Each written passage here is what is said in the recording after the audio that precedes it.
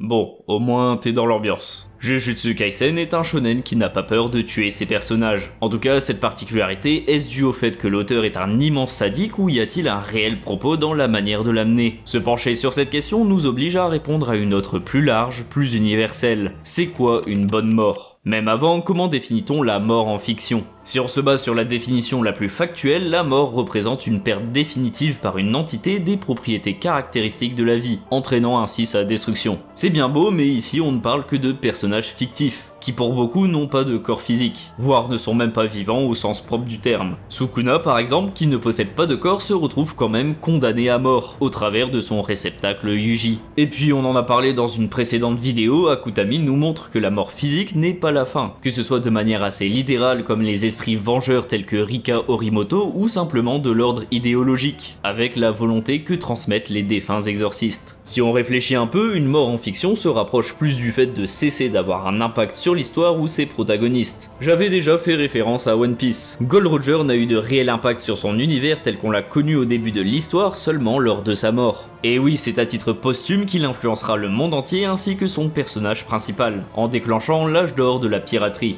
Mais bon, aujourd'hui on va encore se concentrer sur comment le sujet est traité au sein de Jujutsu Kaisen. Car oui, vu que la réponse variera selon la vision de l'auteur, vaut mieux qu'on s'en limite à ça pour aujourd'hui. Sinon j'aurais dû te sortir une vidéo d'au moins 1 heure de plus. Donc c'est parti pour réfléchir à un élément très cher à Gege Akutami et surtout très joyeux. Je parle bien de...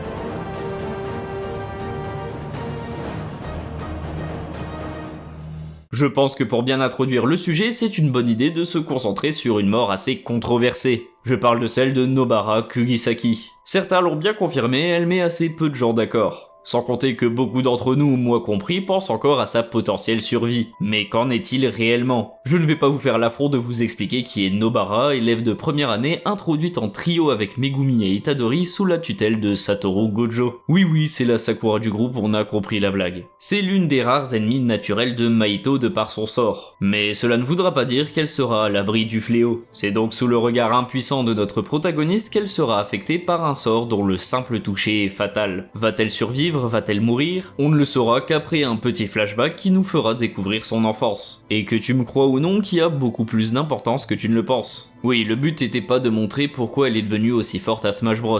Ici, ce n'est même pas un flashback traditionnel, qu'on voit en général avant la mort d'un personnage afin de servir de récapitulatif de sa vie. Pour ainsi dire, dans le but de nous faire accrocher émotionnellement au personnage, puisque c'est un peu le propre de l'humain. Si on n'est pas attaché à un minimum, comment être triste? Ici, le flashback possède un détail très important. On ne suit pas le passé de Nobara, en tout cas pas à travers ses yeux, mais plutôt ceux de Fumi, une amie d'enfance de la jeune exorciste. S'ajoutera aussi le point de vue de Saori dans le présent. C'est celle qui aura donné envie à Kugisaki de quitter son village natal. Si ça prend cette forme, ce n'est pas pour exposer une éventuelle backstory ou susciter l'empathie du spectateur en premier lieu, mais plutôt nous faire comprendre une chose. Nous publics ne connaîtrons jamais aussi bien le personnage que ceux qui l'ont réellement côtoyé. Donc sa mort aussi bien amenée qu'elle sera, même avec les meilleurs flashbacks possibles des dizaines de chapitres dédiés, on ne sera jamais autant impacté que ses proches. Surtout que faire le contraire serait vraiment trop long, juste pour essayer de nous rendre tristes sur maximum quelques jours. De toute façon, cette intention sera résumée en une seule scène, celle où on l'apercevra au milieu d'un espace entouré de chaises en tout genre. Certaines seront occupées par ses camarades de classe, ses aînés et même son ami d'enfance. Pourtant, beaucoup d'autres ne révéleront jamais leurs occupants, possiblement des membres de sa famille ou des acteurs majeurs de parties de sa vie dont on ne soupçonnera pas l'existence. On ne les voit pas, mais ils sont là. Ceux qui pleureront plus que nous la mort de Nobara. Et ça, Akutami l'aura bien compris. Au vu des nombreuses morts de l'arc Shibuya, celle de notre chère Nobara transmettra un message et un aspect de la mort bien différent des autres. Enfin, ça c'est si on y croit. Beaucoup d'entre nous s'accrocheront à cette phrase qui laissera entrevoir un infime espoir. Et vu qu'on est de sacrés optimistes, on y croit. Nobara ne peut pas nous avoir quittés de manière aussi brutale, même si c'est mal connaître le sombre individu derrière tout ça. En tout cas, ces derniers mots résonneront à jamais dans l'esprit d'Itadori. Si vous avez été au-delà du premier épisode, vous le savez, notre personnage principal s'est toujours demandé comment apporter une mort digne. Et surtout, qu'est-ce que c'est au juste? Même si la réponse peut être assez subjective, personnellement je la définirais comme une mort sans le moindre regret, car la pire manière de quitter ce monde reste celle avec le sentiment d'inachevé. Pourtant, à écouter sa camarade, Yuji voit bien qu'elle a accepté son sort. En même temps, lorsqu'on mène une telle vie, on risque à chaque jour de mourir très jeune. C'est d'ailleurs pour ça que Satoru aura testé sa nouvelle élève afin d'être sûr qu'elle en ait conscience. Et force est de constater que Nobara se révélera être la plus à même du trio. Contrairement à Megumi, c'est par choix qu'elle se lancera dans l'exorcisme. Et à l'opposition d'Itadori, tuer ou perdre quelqu'un ne lui pose pas de problème. Elle a conscience de tout ce que ça implique et vit en phase avec. En termes de recul et de personnalité, c'est étrangement celle qui se rapproche le plus de Gojo. En relisant ce passage, j'ai personnellement appris à plus apprécier le personnage. Je la trouvais pas spécialement marquante. Pour moi, elle remplissait simplement à merveille sa fonction. En tout cas, ce qui m'intéressera le plus sera la réaction de Yuji lors de sa mort. Il ne l'acceptera tout simplement pas. Pourtant, on l'a bien vu, sa mort a tout ce qu'on peut considérer comme digne. Cela révélera une chose importante sur notre protagoniste. Itadori est un hypocrite. Oui, le terme est assez fort, mais pourtant nous le sommes tous face à la mort. Quelles que soient les circonstances, le nombre ou les répercussions, nous n'accepterons pas celle d'une personne qui nous importe, qu'elle soit bien amenée ou non. Donc Yuji n'est pas à blâmer. Cela ne fait que démontrer encore plus son humanité, et nos réactions sont à l'image de ce que l'auteur aura cherché à provoquer. D'ailleurs, la phrase d'Arata Nita disant qu'il y a une infime possibilité de sauver Nobara servira à deux choses. D'abord permettre à notre protagoniste de se reconcentrer sur la bataille malgré sa perte, et pour nos spectateurs nous faire expérimenter la pire et seconde étape du deuil, le déni. Et en parlant de ça, je pense que beaucoup de personnes ont pensé à une mort en particulier. Et si tu fais partie de ces personnes, tu t'attends à ce que j'en parle. Donc les animaux de lit, je vous conseille fortement de passer au timecode suivant. Je vous laisse le temps de passer à la suite, en attendant les autres, n'hésitez pas à vous abonner et laisser un pouce bleu. Gojo Satoru est mort. Pire, il aura été envoyé à l'abattoir. C'est en connaissance de cette possibilité que le plus fort des exorcistes se lancera dans le plus grand combat de sa vie. Et il nous donnera un affrontement montrant le sommet de l'exorcisme ainsi que la marche à suivre pour ses élèves. Ce sera son ultime leçon. Les derniers conseils pour ouvrir le monde de l'exorcisme vers l'étape suivante. Quelque part, son but n'aura jamais été de gagner, car pour lui, la réelle victoire ne consistait pas à être le plus fort. Au contraire, c'est en le devenant qu'il cherchera aussitôt à s'en éloigner, bien conscient du fardeau qui vient avec. C'est d'ailleurs ce qui le sépare du roi des fléaux. S'il l'avait vaincu, Satoru n'aurait pas comblé le vide de son cœur. L'amour qu'il recherche réside dans le fait de vaincre la solitude en s'entourant de camarades à sa hauteur. Et c'est aussi pour cela que les événements prendront cette tournure. Chacun des élèves devra faire en sorte de se montrer digne de leur défunt maître. Lui-même le dira, c'est sans le moindre regret qu'il nous quittera. Car dans un sens, pour un exorciste, il n'y a pas plus honorable que de mourir aux prémices d'une nouvelle ère. Mais non, apparemment pour le public, contrairement à Yuta, Itadori et les autres, il ne fera pas son deuil aussi vite. Toutes ces théories sur son possible retour ne sont que la preuve de l'attachement qu'on aura su lui porter. Et puis je vais vous le dire, les théories ont normalement pour but de s'appuyer sur la logique d'une œuvre. Pourtant, tout cela prend source d'un simple aspect émotionnel, le fait qu'on n'accepte pas sa mort. Et on le sait tous au fond de nous, son retour serait des plus incohérents. Il y a bien une raison pour laquelle Satoru a toujours été mis à l'écart par l'auteur. Pas parce qu'il le déteste, mais car en sa présence, l'histoire ne pourrait évoluer. Le maître qui laisse sa place à la nouvelle génération face à un adversaire trop puissant, c'est un trope qui ne date pas d'hier. Certes, Akutami s'amuse souvent avec les codes du genre, mais si tu fais tout à l'envers, en général, tu as toutes les chances de te rater. Revenir en arrière ruinerait tout ce qu'on aura appris et reléguera Jujutsu Kaisen à la catégorie de ces shonen qui avaient le potentiel de marquer les esprits. Bien sûr, je ne suis pas l'auteur. Ce n'est que mon avis sur le sujet sur lequel je vous invite à réfléchir. Pour moi, sa mort était toute tracée et c'est même la plus marquante du manga. La preuve, lors de cet événement, Gege Akutami lui-même semble s'en frotter les mains. Et n'oubliez pas que la vidéo a pour sujet les raisons pour lesquelles un auteur tue ses personnages. Et la pire manière qui existe est de détruire ce qui fait son essence. Donc oui, faire revenir Gojo Satoru est le meilleur moyen de réellement le tuer.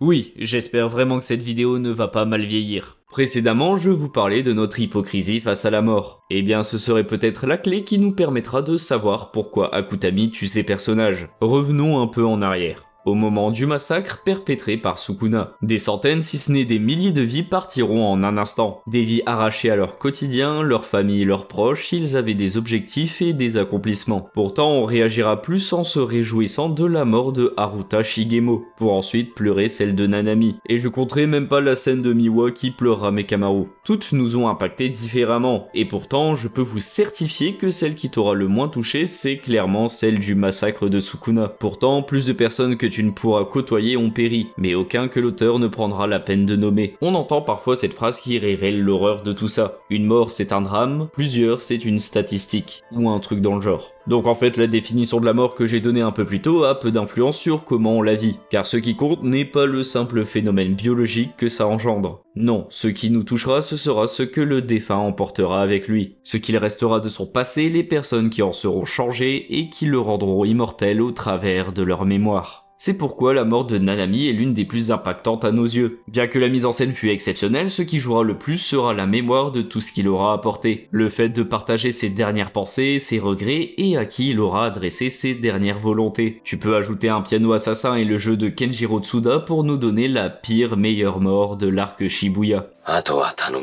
Et oui, elle ne sera jamais pareille que celle de Nobara ou bien d'autres, car déjà ce serait prévisible et peu intéressant. Mais aussi pour une raison un peu plus simple. La mort est un outil. Tout comme un arc entraînement, une nouvelle transformation ou la victoire d'un personnage, ce n'est qu'un moyen dont l'auteur dispose pour nous raconter une histoire. Et selon l'utilisation de cet outil, que dis-je, une terrible arme quand elle est bien maniée, on peut tout faire. Donner un nouveau point de départ à l'histoire ou influencer de par sa mort le récit et les personnages qui la vivent. Exposer les regrets de la mort d'un personnage et de ceux qu'elle laissera derrière elle. Nous faire vivre un deuil et exposer son importance dans le développement que cela engendrera. Nous montrer que même la mort parfois ne veut pas dire que ne refera pas surface le passé. Ou tout simplement exposer le caractère impitoyable qu'elle peut avoir. Et je pourrais vous citer tellement d'utilisations possibles. Par exemple, quoi de mieux que d'illustrer l'ultime sacrifice d'un personnage afin de signifier au spectateur le dévouement qu'il peut avoir pour une cause, ou un être cher. Donc c'est sûr, il y en a qui seront objectivement mauvaises à nos yeux, ou juste mal amenées. Pourtant, l'impact sur les personnages sera le même qu'ils soient morts face à une armée ou contre une puce de lit. Elle remplira quoi qu'il arrive sa fonction.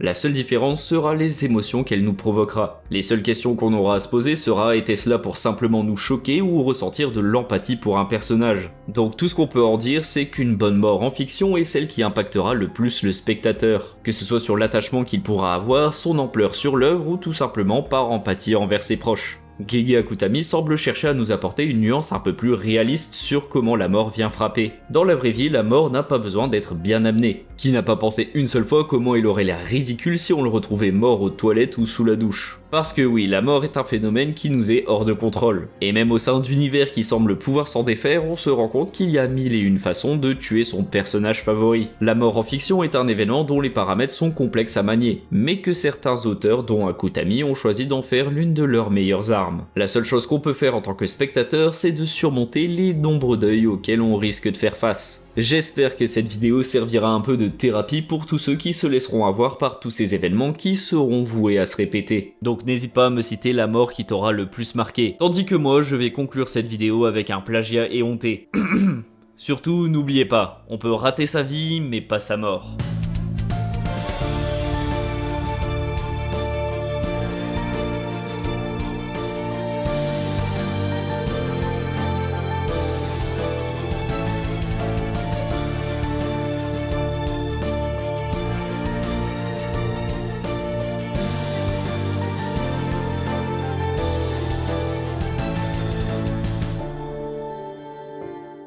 Merci d'avoir regardé cette vidéo jusqu'au bout. J'espère qu'elle t'a plu, si c'est le cas, tu sais comment ça fonctionne. Un like, un partage, un commentaire et surtout abonne-toi. C'est vraiment pas grand chose et surtout on va atteindre les 10 000 abonnés. C'est quand même un palier stylé. Je vous remercie pour ça et surtout pour être aussi réactif lorsque je pose des questions dans l'onglet communauté. C'est toujours super intéressant de débattre avec vous. Je fais un peu ces vidéos dans ce but là et vous me le renvoyez extrêmement bien. C'est aussi le genre de sujet sur lequel on discute sur ma chaîne Twitch. Oui, aussi on regarde l'épisode de Jujutsu Kaisen, même si on approche tout doucement de la fin. J'ai fait pas mal de vidéos sur Jujutsu Kaisen et pas que, n'hésite pas à aller les voir. J'ai toujours pas d'idée d'outro à vous faire, mais en tout cas, je vous souhaite de bonnes fêtes. Bon, vu que c'est Noël, je vous en offre un autre, vu que l'autre il est déjà en rupture de stock. Vas-y, viens, ça fait des vues,